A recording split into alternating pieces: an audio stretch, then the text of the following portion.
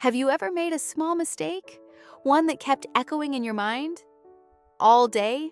This is Sarah's story.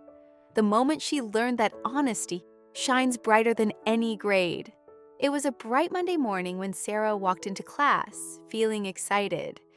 The teacher had announced a surprise quiz, and everyone seemed nervous, except her best friend Maria.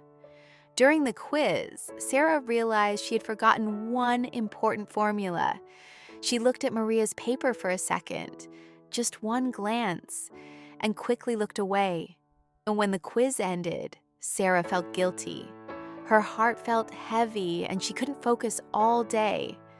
After school, she met Maria near the swings and said softly, "Maria, I need to tell you something. During the quiz, I looked at your paper for a second. I'm really sorry." Maria was surprised, but smiled kindly. "Thank you for being honest, Sarah. I know you didn't mean to cheat. It's brave of you to tell the truth." The next day, Sarah decided to tell her teacher too. "Miss, I made a mistake during the quiz. I looked at Maria's paper.